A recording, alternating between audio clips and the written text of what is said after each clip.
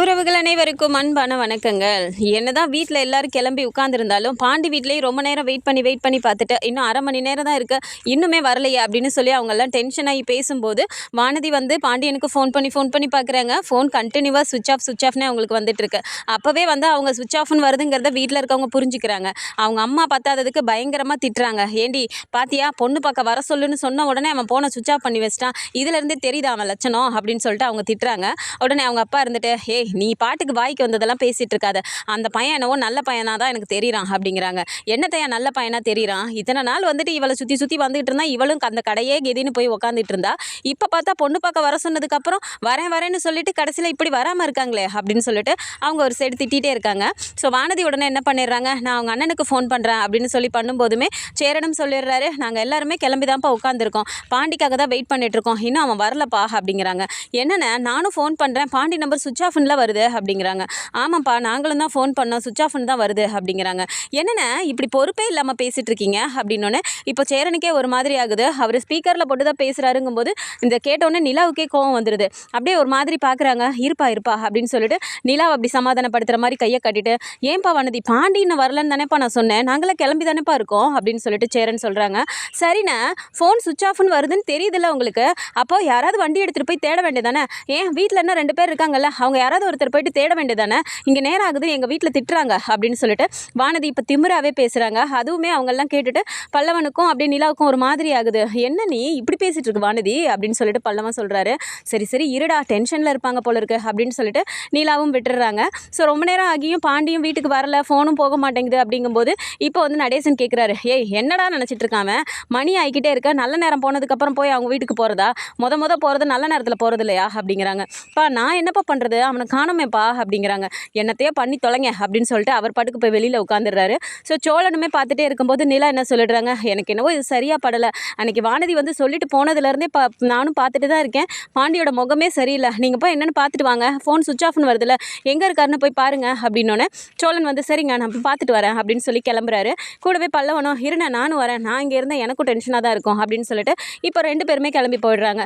So நிலா வந்துட்டு போய் பார்த்துட்டு என்னென்னு எனக்கு உடனே கூப்பிடுங்க அப்படிங்கிறாங்க. சரிங்க போய் பார்த்துட்டு கூப்பிட்றேன் அப்படின்னு சொல்லிட்டு சோழனும் பல்லவனும் இப்போ வந்துட்டு வண்டி எடுத்துகிட்டு நேராக கடைக்கு போகிறாங்க. அங்கே போய் பார்த்தா அங்கே கண்ணன் மட்டும் வந்துட்டு வண்டியை ரிப்பேர் பண்ணிவிட்டு உட்காந்துட்டு இருக்காரு. ஸோ இவங்க 2 பேர் வரதை பார்த்தோன்னே கண்ணன், என்னென்ன வானதியை பொண்ணு பார்க்க போகிறேன்னு சொல்லிட்டு இங்கே வந்து நிற்கிறீங்க, டைம் பார்த்துட்டிங்களா, போயிட்டுலாம் வந்துட்டிங்களா, பரிசம்லாம் போட்டாச்சா அப்படிங்கிறாங்க. ஏன்டா நீ வேற கடுப்பை கிளப்பிட்டு, பாண்டியங்கடா அப்படிங்கிறாங்க. பாண்டி அண்ணனை எதுக்கு இங்கே வந்து கேட்டுட்ருக்கீங்க, பாண்டி அண்ணன் தானே பொண்ணு பார்க்க வரணும், உங்ககிட்ட தானே இருப்பாங்க வீட்டில் அப்படிங்கிறாங்க. இல்லைடா அவன் வீட்டில் இல்லை, ஃபோனு சுவிச் ஆஃப்னு வருதுடா அப்படிங்கிறாங்க.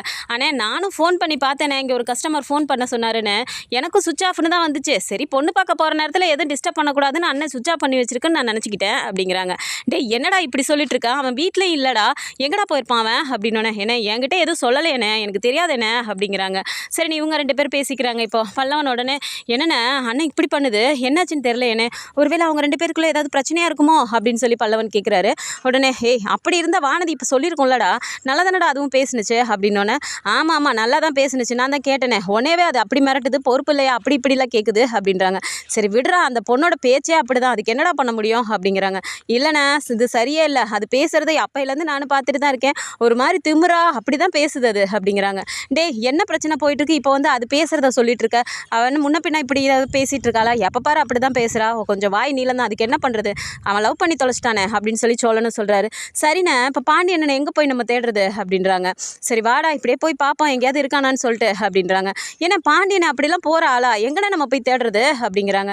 எனக்கு மட்டும் என்னடா தெரியும், வா வண்டியில் ஏறு அப்படியே போய் பார்ப்போம் அப்படின்னு சொல்லிட்டு அப்படியே வண்டியில் தேடிட்டே போகிறாங்க. வீட்டிலேருந்து நிலா ஃபோன் பண்ணுறாங்க. என்னாச்சு அப்படின்னு கேட்குறாங்க. கடைக்கும் வரலங்க, அங்கே போய் கேட்டால் கண்ணை பொண்ணு பார்க்க போயிட்டு வந்துட்டிங்களான்னு சொல்லி அவன் எங்களை கேட்குறான், அவங்ககிட்டையும் சொல்லிட்டு போலங்க அப்படிங்கிறாங்க. என்ன இப்படி சொல்கிறீங்க, அப்போ அவர் எங்கே போயிருப்பாரு அப்படிங்கிறாங்க. எனக்கும் தெரியலங்க, அதான் வண்டியில் அப்படியே தேடிட்டே போயிட்டுருக்கோம், இப்போ நீங்கள் ஃபோன் பண்ணவும் அப்படி நிப்பாட்டி பேசிகிட்டு இருக்கேன் அப்படின்றாங்க. சரி வண்டி ஓட்டிக்கிட்டே எல்லாம் பேசலல்ல அப்படிங்கிறாங்க. இல்லைங்க நிப்பாட்டிட்டு தான் பேசுகிறேன் அப்படின்றாங்க. சரி பார்த்து பத்திரமா போய் தேடிட்டு டக்குன்னு எனக்கு கூப்பிடுங்க அப்படின்றாங்க. நான் என்னமோ அவனை பக்கத்துலேயே வச்சுட்டு உங்கள்கிட்ட சொல்லாத மாதிரிலாம் பேசுகிறீங்க அப்படிங்கிறாங்க. ஏங்க டென்ஷனில் 1-2 வார்த்தை சொல்ல தான் செய்வாங்க, அதுக்காக கூட கூட பேசிகிட்டு இருப்பீங்களா? முதல்ல போய் தேடுங்க அப்படின்னு சொல்லிட்டு நிலா டக்குன்னு ஃபோனை வச்சிடுறாங்க. சோழன் அப்படியே பல்லவனை பார்க்குறாரு. தேவையானது உனக்கு அப்படிங்கிறாங்க. சரி வாடா போய் தேடுவோம் அப்படின்னு சொல்லிட்டு அப்படியே போயிட்டே இருக்கும்போது பார்த்தா ஒரு கோயில் வாசலில் உட்காந்து அவர் பாட்டுக்கு அமைதியாக உட்காந்துட்டு இருக்காரு. டக்குன்னு பல்லவன் தான் பார்க்குறாரு. அண்ணா பாண்டியண்ணா அப்படின்னு சொன்னோன்னே எங்கடா அப்படின்னோன்னே அங்கே போய் கோயிலில் உட்காந்துருக்கு அப்படின்னோடனே போய் வண்டியை நேராக அங்கே நிப்பாட்டுறாங்க. ஸோ வண்டியை போய் நிப்பாட்டின உடனே இப்படி பாண்டியன் நிமிந்து பார்க்குறாரு. இவங்க 2 பேரும் வந்து இறங்கின உடனே அவருக்கு ஒரு மாதிரியே இருக்கு முகம். டேய் என்னடா பண்ணிட்டுருக்க அப்படின்றாங்க. என்னடா சும்மா தான் வந்தேன் அப்படின்றாங்க. சும்மா வந்தியா? கோயிலுக்கு வந்து சாமி கும்பிட்ற அளவுக்குலாம் நீ அவ்வளோ ஒன்றும் நல்லவன் இல்லையே அப்படின்னு சொல்லி சோழன் சொல்கிறாரு. உடனே பல்லவன் வந்துட்டு அண்ணா உன் அளவுக்கு இல்லைனாலும் பாண்டியன் ஓரளவு நல்லவன் தானே அப்படின்னு சொல்லி சொல்கிறாங்க. டேய் இவன் வேறு நேரங்கால தெரியாமா என்னடா மணி என்ன ஆகிட்டு இருக்கு, நீ பாட்டுக்கு இங்கே வந்து உட்காந்துட்டு இருக்க, வீட்டில் எல்லாரும் கிளம்பி உட்காந்துருக்காங்கடா, அந்த வானதி வேற சேரனுக்கு ஃபோன் பண்ணி அது பாட்டுக்கு இஷ்டத்துக்கு வாய்க்கு வந்ததெல்லாம் பேசிகிட்டு இருக்கு அப்படிங்கிறாங்க. ஃபோன் பண்ணாலா அப்படிங்கிறாங்க. பின்ன நீ ஃபோனை சுவிச் ஆஃப் பண்ணி வச்சினா அப்புறம் எங்களுக்கு தானே அது கூப்பிடும் அப்படின்னு சொல்லி சொல்கிறாங்க. கடுப்பாக இருக்குது விடுன அப்படின்னு சொல்லி சொல்கிறாங்க. என்னடா கடுப்பாக இருக்குங்கிற, என்னடா உன் பிரச்சனை? பொண்ணு பார்க்க போகணும்னு சொன்னதுலேருந்து நாங்கள் எல்லாம் கிளம்பி உட்காந்துருக்கோம்ல, நீ பாட்டு கிளம்பி வந்து இங்கே கோயிலில் உட்காந்துட்டு இருக்க, என்னடா உனக்கும் அதுக்கு ஏதாவது பிரச்சனையாடா அப்படிங்கிறாங்க. பிரச்சனைலாம் ஒன்றும் இல்லை அப்படிங்கிறாங்க. சரி வா நம்ம கிளம்பலாம், வா போகலாம் அப்படின்றாங்க. ஹே நான் வரலடா அப்படின்னோன்னே என்னடா வரலன்னு சொல்லிட்டு இருக்க, ஏன்டா வானதியை பார்க்க போக பிடிக்கலங்கிறியா இல்லை வீட்டுக்கு வர பிடிக்கலங்கிறியா அப்படின்றாங்க. ஏன்டா நீ வேற வீட்டுக்கு வரதுக்கு பிடிக்கலன்னு நான் எப்படா சொன்னேன், அது நம்ம வீடுடா, எங்கடா என்ன போக சொல்கிற அப்படிங்கிறாங்க. இதை மட்டும் நல்லா பேசு, வா வீட்டுக்கு போகலாம் அப்படின்றாங்க. இல்லை நான் வரல அப்படின்றாங்க. சரின்னு டக்குன்னு நிலாவும் அந்த டைம் ஃபோன் பண்ணுறாங்க. என்னாச்சு பார்த்துட்டு கூப்பிட்றேன், நீங்கள் எவ்வளோ நேரம் ஆகுது அப்படிங்கிறாங்க. ஏங்க பார்த்துட்டோங்க அவனை அப்படின்றாங்க. பார்த்துட்டிங்களா, எங்கே இருக்காரு அப்படின்னு சொல்லி கேட்குறாங்க. சேரனும் பக்கத்துலேயே இருந்துட்டு என்னாச்சு பா அப்படின்றாங்க. இதோ பார்த்துட்டாங்களாண்ணே, அங்கே தான் பாண்டிக்கிட்டே தான் இருக்காங்களாம் அப்படின்னோடனே இங்கே கொடுப்பா அப்படின்னு சொல்லி டக்குன்னு ஃபோனை வாங்கிக்கிறாரு. டேய் எங்கடாவன் அப்படின்னு சொல்லி கேட்டோன்னே அண்ணே இந்த ரொம்ப நல்லவன் கோயிலில் வந்து உட்காந்துருக்கானே அப்படிங்கிறாங்க. கோயிலில் உட்காந்துருக்கானா, அவன் எதுக்குடா இந்த நேரத்தில் கோயிலுக்கு போனான் அப்படின்றாங்க. அதுதானே எனக்கும் தெரில, நானும் வந்ததுலேருந்து கேட்டுட்ருக்கேன், கேட்டால் சும்மா வந்தேன் அது இதுன்னு ஏதாவது சொல்லிட்டே இருக்கானே அப்படின்றாங்க. முதல்ல அவனை கூட்டு வாடா வீட்டுக்கு அப்படின்னு சொன்னோன்னே அண்ணே அதை தானே நானும் சொல்லிட்டு இருக்கேன், அவன் வரமாட்டேங்கிறானே அப்படின்றாங்க. வரமாட்டேங்கிறானா, என்னடா அவன் பிரச்சனை, முதல்ல நீ வீட்டுக்கு கூட்டு வா அப்படின்றாங்க. கூடவே நிலா இருந்துட்டு இங்கே கொடுங்க அப்படின்னு சொல்லி வாங்கிட்டு நீங்கள் பாண்டிக்கிட்ட ஃபோனை கொடுங்க அப்படிங்கிறாங்க. இந்த கொடுக்குறேங்க அப்படின்னு சொல்லிட்டு இந்த நிலா பேசணுமா அப்படின்னு சொல்லிட்டு கொடுத்தோன்னே அவர் ஏண்டா அப்படின்றாங்க. புடிடா பேசணுமா அப்படின்னோடனே சரின்னு சொல்லிட்டு வாங்கிட்டு சொல்லுங்கள் அப்படிங்கிறாங்க. என்ன பண்ணிட்டுருக்கீங்க நீங்கள் அப்படின்றாங்க. ஒன்றும் இல்லைங்க சும்மா தான் கோயிலில் உட்காந்துருக்கேன் அப்படின்றாங்க. கோவிலில் உட்காந்துருக்கீங்களா, டைம் என்ன ஆகுதுன்னு தெரியுமா, நம்ம வானதி வீட்டுக்கு போக வேணாமா அப்படிங்கிறாங்க. அப்படியே மனசுக்குள்ளே நினைக்கிறாங்க. பாண்டி இருந்துட்டு ஆமாம் போக வேணான்னு சொல்லி தான் நான் இங்கே வந்து உட்காந்துருக்கேன், அப்புறம் இதை வேற கேட்குறாங்க அப்படிங்கிற மாதிரி மனசுக்குள்ளே நினச்சிட்டு இருக்காரு. ஹலோ பாண்டி லைனில் இருக்கீங்களா அப்படிங்கிறாங்க. இருக்கேங்க அப்படின்னோடனே நீங்கள் முதல்ல இப்போ வீட்டுக்கு வரீங்களா இல்லையா அப்படின்றாங்க. இதை வரேங்க அப்படின்னு சொல்லிட்டு எந்திரிக்கிறாரு. உடனே சோழன் இருந்துட்டு ஏண்டா இவ்வளோ நேரமாக நாங்கள் 2 பேரும் சொல்லிட்டு இருக்கோம், சொல்கிறவங்க சொன்னால் தான் கிளம்புவீங்களோ அப்படிங்கிறாங்க. நீ வேண்டாம் ஏன்டா கடுப்பை கிளப்பிட்டு வாடா போகலாம் அப்படின்னு சொல்லிட்டு இப்போ பாண்டி வந்த வண்டியில் அவர் கிளம்பிக்கிறாரு. சோழனும் பல்லவனும் அவங்க வந்த வண்டியில் கிளம்பி இப்போ நேராக வீட்டுக்கு வராங்க. அதுக்குள்ளே அவங்க வீட்டில் டைமே ஆகிடுச்சு அப்படின்னோடனே அவங்க மாமா இருந்துட்டு எனக்கு என்னவோ இது சரிப்பட்டு வரும்னு தெரியல, நல்ல நேரமே முடிஞ்சு போயிடுச்சு, இதுக்கு மேலே அவங்க எப்போ வர போகிறாங்க, எனக்கு என்னமோ வர மாதிரி தெரியல அப்படின்னு சொன்னோன்னே அவங்க அண்ணனும் கூட சேர்ந்துக்கிறாங்க. நான் தான் அப்பையிலேருந்து சொல்லிட்டு இருக்கேன் நம்மம்மா, அவன் வந்து சரியான ஏமாத்துக்காரன், அவன் கழட்டி விட்டுருவான்னு நான் சொல்கிறேன், எங்கே நம்ம கேட்குறாங்க, அதான் அவள் தான் தறி கட்டி தெரியறானா, கூடவே இந்த அப்பாவும் அம்மாவும் வேறு சேர்ந்துக்கிட்டாங்க அப்படின்றாங்க. டேய் என்னடா மாமா தான் அப்படி சொன்னார், அதனால தான் சரின்னு சொன்னோம், இவ தான் இப்படியே பண்ணிட்டு இருந்தானே, அக்கம் பக்கத்தில் பார்த்து 4 பேர் தப்பாக பேசுறதுக்குள்ளால சரி அவன் கையிலே பிடிச்சி கொடுத்துர்லான்னு முடிவெடுத்தோம், கடைசியில் அவன் இப்படி பண்ணுவான்னு எங்களுக்கு என்னடா தெரியும் அப்படின்னு சொல்லிட்டு அவங்க ஒரு சைடு திட்டுறாங்க. ஸோ வானதி வந்துட்டு இப்படி பொறுத்து பார்த்துட்டு சரி நான் போய் என்னென்னு பார்த்துட்டு வரேன் அப்படின்னு சொல்லி கிளம்புறாங்க. இப்போ உடனே டக்குன்னு பிடிச்சிக்கிறாங்க. ஹே எங்கடி போகிற பண்ணி அப்படின்னோடனே ஆமாம் பாண்டிக்கு ஃபோனே போக மாட்டேங்குதுல, நான் அவங்க வீட்டிலே போய் பார்த்துட்டு வரேன் அப்படிங்கிறாங்க. ஏண்டி உனக்குலாம் ரோசங்கசம் இருக்குதா இல்லையாடி, என்னடி பொண்ணு பார்க்க வர சொல்லியதுக்கப்புறம் அவன் வரல, நீ நேராக கிளம்பி அவங்க வீட்டுக்கே போகிறேங்கிற அப்படின்னு சொல்லி கேட்குறாங்க. பின்ன வேற என்ன பண்ண முடியும், வரலன்னா வீட்டில் தானே போய் பார்க்க முடியும் அப்படின்றாங்க. நீலாம் என்ன மாதிரி பொண்ணுன்னே தெரில, நீலாம் என் வயிற்றுல தான் பிறந்தியடி அப்படின்றாங்க. என்னம்மா நீ பாட்டுக்கு ரொம்ப பேசிட்டே இருக்க அப்படின்னு சொல்லி கேட்குறாங்க. முதல்ல இந்த எய்த்து பேசுறதை நிறுத்து, பொண்ணுனா முதல்ல அடக்க ஒடுக்கமாக இருக்கணும், இப்படி அவங்க வரலங்கிறத வச்சே உனக்கு தெரியலையா, அவனுக்கு பிடிக்கலன்னு சொல்லிட்டு அவன் வரலன்னொடனே திரும்ப நேராக அவன் வீட்டுக்கே போகிறேன்னு சொல்கிற, மரியாதை உள்ள போடி அப்படிங்கிறாங்க. இங்கே பாருமா என் பாண்டியை பற்றி எனக்கு நல்லா தெரியும், அப்படிலாம் ஏமாத்துறாள்லாம் கிடையாது, நான் போய் என்னென்னு பார்த்துட்டு வரேன், ஒருவேளை பாண்டிக்கு ஏதாவது ஆயிருந்தால் என்ன பண்ணியிருக்க முடியும் அப்படிங்கிறாங்க. ஏய் பாண்டிக்கு ஏதாவது ஆயிருந்துச்சுன்னா இப்போ நீ அவங்க அண்ணன்ட்ட பேசுனியே அப்பயே அவர் சொல்லியிருக்க மாட்டாரா, அவன் நான் கரெக்டாக யோசிச்சு தான் ஃபோனை சுவிச் ஆஃப் ஆஃப் பண்ணிட்டு எங்கேயோ போயிட்டான் போல இருக்கு. வீட்லயே ஆள் இல்லைன்னு தானே சொல்கிறாங்க, மரியாதையாக உள்ளே போ, இதுக்கு மேலே நீ வீட்டை விட்டு வெளியே போனீங்கன்னா உன்னை அவ்வளோதான் காலை உடச்சிருவேன் அப்படின்னு சொல்லிட்டு இப்போ உள்ள வலுக்கட்டாயமாக தள்ளி கதவை சாத்தி விட்டுறாங்க. வானதி கதவை தட்டி தட்டி பார்த்தோம், அவங்க கதவே திறக்க மாட்டேங்கிறாங்க. ஸோ அதே டைம் அங்கே வந்துட்டு பாண்டியை கூட்டிகிட்டு நேராக வீட்டுக்கே போயிடுறாங்க. வீட்டுக்கு போனால் எல்லாருமே ஒரு மாதிரி கோவத்தில் நின்றுட்டு இருக்காங்க. அப்படியே போய் பாண்டி அப்படியே நிற்கிறாரு. என்ன நினச்சிட்டு இருக்கீங்க நீங்கள் அப்படின்னு சொல்லி எடுத்தோன்னே நிலா கேட்குறாங்க. இல்லைங்க அதெல்லாம் ஒன்றும் இல்லை அப்படின்றாங்க. என்ன ஒன்றும் இல்லை, டைம் என்ன ஆகுது, அவங்க வீட்டில் வரோன்னு சொல்லிட்டோம்ல, இப்போ போகலைன்னா அவங்க என்ன நினைப்பாங்க நம்மளை அப்படிங்கிறாங்க. ஏங்க அவங்க என்ன நினச்சாலும் பரவாயில்லைங்க, அதை பற்றி எனக்கு கவலை இல்லை அப்படின்னு சொன்னோன்னே, என்ன பாண்டி எதுக்கு இப்படி பேசிட்டு இருக்கீங்க அப்படின்னோடனே இப்போ சேரன் பார்க்குறாரு. டேய் என்னடா நடக்குது, நீ தானடா அந்த பொண்ணை பிடிச்சிருக்குன்னு சொன்ன, அவங்க வீட்டிலேயே ஒத்துக்கிட்டாங்க, சரி போய் பேசலான்னு சொல்லிட்டு எல்லாரும் முடிவெடுக்கும் போது நீ மட்டும் ஏன்டா அப்படி பண்ணிட்டு இருக்க, அந்த பொண்ணு ஃபோன் பண்ணி கேட்குதுடா அப்படிங்கிறாங்க. அவள் கேட்குறத பற்றிலாம் எனக்கு ஒன்றும் கவலை இல்லை, விடுன நீ அப்படின்றாங்க.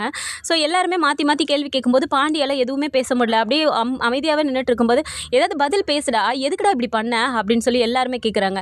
டக்குன்னு நடேசன் எழுந்து வந்துடுறாரு. டே என்னடா நினச்சிட்டு இருக்க, நீ தானடா அந்த பிள்ளைய பிடிச்சிருக்குன்னு சொன்னேன், இப்போ அந்த பிள்ளை வீடு வரைக்கும் வர்றதும் போகிறதும், பக்கத்தில் இருக்கவங்களாம் அக்கம் பக்கத்தில் பார்த்துட்டு வீடு வரைக்கும் வந்துட்டு போகுதுன்னு சொல்லி பேசுகிறதும் இதெல்லாம் நல்லாவா இருந்துச்சு. சரி ஒரு வழியாக கல்யாணத்தை பண்ணி வச்சிடலான்னு சொல்லிட்டு அவங்க வீட்லேயே சொல்லி விட்டாங்க, இந்த நாளில் வாங்க இந்த நேரத்தில் வாங்கன்னு, அதுக்கப்புறமா நீ இப்படி பண்ணின்னு என்னடா அர்த்தம் அப்படிங்கிறாங்க. அதுதான் பிரச்சனையே அப்படின்னு சொல்லி சொல்கிறாரு. என்ன பிரச்சனை அப்படின்னோன்னே, ஆமாம் நம்ம எப்போ பொண்ணு பார்க்கணும் அப்படிங்கிறத கூட அவங்களே சொல்லுவாங்களா, அந்த நேரத்துக்கு நம்ம போய் அங்கே நிற்கணுமா அப்படின்னு சொல்லி பாண்டி கேட்குறாரு. உடனே சோழன் பார்க்குறாரு. டே என்னடா அவன் பிரச்சனை, அவங்க சொன்ன என்ன நம்ம சொன்ன என்ன, நல்ல நேரத்தில் தானே போய் பார்க்க போகிறோம் அப்படின்றாங்க. அதெல்லாம் இல்லை சோழா உனக்கு புரியாது அப்படின்றாங்க. ஏதாவது சொன்னால் தானே புரியும் அப்படின்னு சொல்லி நிலா கேட்குறாங்க. டக்குனு இப்போ நிலாவை பார்த்து கேட்குறாங்க. ஏங்க நீங்கள் எங்கள் எல்லாருக்கும் நல்லது தானேங்க நினைக்கிறீங்க அப்படின்றாங்க. ஆமாம் அப்படின்றாங்க. அப்படின்னா உங்களை நல்லதை நான் யோசிக்கக்கூடாதா அப்படின்றாங்க. எனக்கு நல்லதா என்ன சொல்கிறீங்க, நான் நல்லா தானே இருக்கேன் அப்படிங்கிறாங்க. எங்கே நல்லா இருக்கீங்க நீங்கள் அப்படின்னோடனே இப்போ நடேசன் அப்படியே பார்க்குறாரு. என்னடா பேசிகிட்டு இருக்கா, என் மருமகளுக்கு என்னடா குறைச்ச, அவன் நல்லா தானடா இருக்கா அப்படிங்கிறாங்க.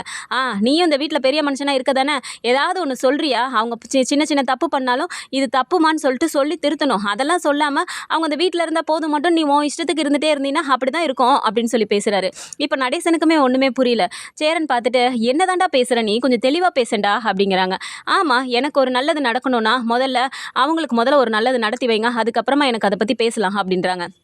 எல்லாருக்குமே ஒரு மாதிரி யோசித்தாலும் சோழன் வந்து யோசிக்கிறாரு. அப்போ டிவோர்ஸை பற்றி தான் ஏதோ பேசுகிறான் போல இருக்குது அப்படின்னு சொல்லிட்டு சோழனுக்கு அந்த விஷயம் புரியுது, நிலாவுக்குமே புரியுது, ஏதோ இதை பற்றி தான் அவர் சொல்ல வராரு அப்படின்னு சொல்லிட்டு. நீங்கள் என்ன சொல்ல வரீங்க பாண்டிப்போ அப்படின்றாங்க. ஆமாங்க இப்போ நம்ம அவங்க வீட்டுக்கு பொண்ணு பார்க்க போகிறோம், இல்லை எனக்கு கல்யாணமே நடக்குது, சேரனனுக்கு கல்யாணம் நடக்குது அப்படின்னா அந்த இடத்துல நீங்கள் உங்களுக்கான மரியாதையோடு நிற்கணுங்க, யாரும் பார்த்து உங்களை ஒரு வார்த்தை சொன்னால் அதை எங்களால் தாங்கிக்க முடியாது அப்படிங்கிறாங்க. உடனே இப்படியே பார்த்துட்டு நடேசன் கேட்குறாரு. ஏன்டா என் மருமகளை பார்த்து யாருடா என்னடா சொன்னா, ஏன் அந்த வானதி பிள்ளை ஏதாவது சொன்னிச்சா அப்படிங்கிறாங்க. யார் சொன்னால் என்ன, யாரும் எதுவும் சொல்லிடக்கூடாதுன்னு தான் சொல்கிறேன் அப்படின்னோடனே இப்போ சோழனே யோசிக்கிறாரு. டேய் அப்போ வானதி தாண்டா ஏதோ ஒன்று சொல்லியிருக்குது நிலாவை பற்றி, என்னடா சொன்னிச்சது, ஏன் அன்றைக்கி ஃபேக் மேரேஜ்னு கத்திட்டு போச்சே அதை பற்றி ஏதாவது பேசிச்சா அப்படிங்கிறாங்க. டேய் அதெல்லாம் வேணாண்டா, முதல்ல அவங்களுக்கு ஒரு நல்லது நடக்கணும் அப்படின்னோடனே இப்போ நடேசன் கேட்குறாரு. என்னடா நல்லது நடக்கணும்னு, அது என் வீட்டு மருமக தானடா, உங்கள் எல்லாருக்கும் அண்ணி தானடா, சோழம் பொண்டாட்டிடா, அப்புறம் என்னடா வேணும் அப்படிங்கிறாங்க. சோழனுக்கு பொண்டாட்டின்னு சும்மா சொல்லிட்டு இருந்தால் போதுமா, அவங்க அப்படி தான் இருக்காங்களா இந்த வீட்டில் அப்படின்னு கேட்டோன்னே நிலாவுக்கே ஒரு மாதிரி ஆயிடுது. என்ன பாண்டி இப்படிலாம் பேசிட்டு இருக்கீங்க அப்படின்றாங்க. ஆமாங்க அவள் அப்படிதான் என்கிட்ட கேட்டா அப்படின்னோடனே இப்போ எல்லாருக்குமே ஷாக் ஆயிடுது.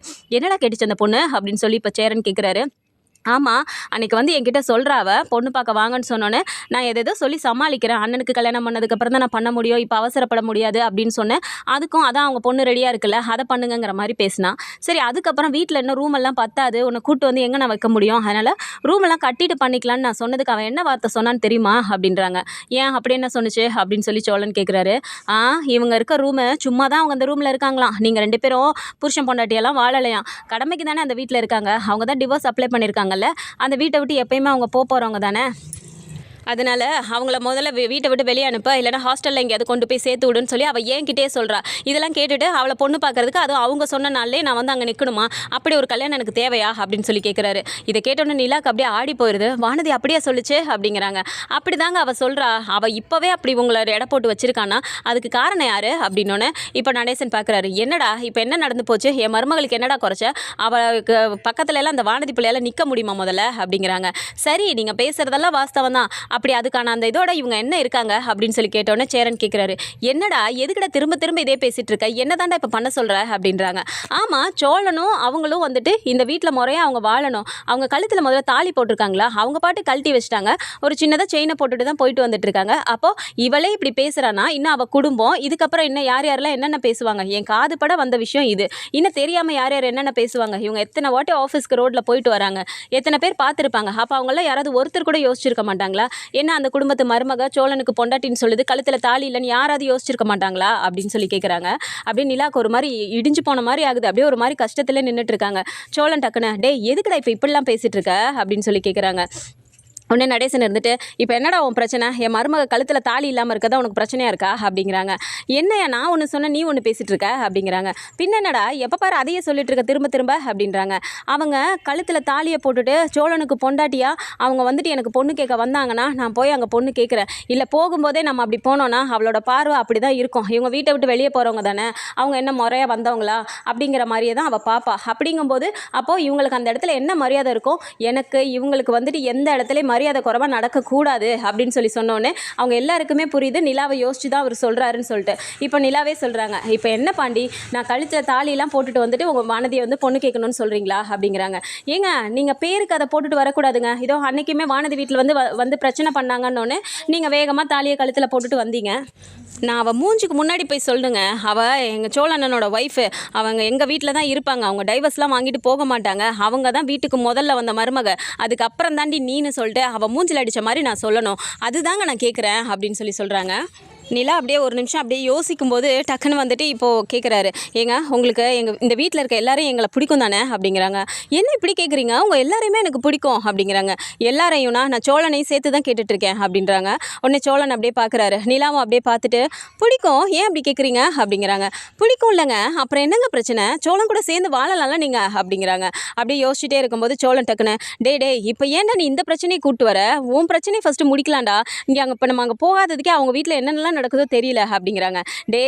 அவங்க வீட்டில் என்ன நடந்தாலும் எனக்கு பிரச்சனை இல்லை, இன்னும் அவள் ஒன்று என் வீட்டுக்கு இந்த வீட்டுக்கு மருமகளாகவும் வரல, எனக்கு பொண்டாட்டியாகவும் ஆகலை, அப்படிங்கும்போது அதை பற்றி நான் யோசிக்கவே எனக்கு அவசியம் இல்லை. ஆனால் இந்த வீட்டிலே இவங்க மருமகளாக இருக்காங்க, அப்போது இவங்க நம்ம எல்லாத்துக்குமே நல்லது தானடா நினைக்கிறாங்க, நம்ம வீட்டில் இவங்க வந்ததுக்கு அப்புறம் தானடா ஒவ்வொரு விஷயமும் நடந்துட்டுருக்கு.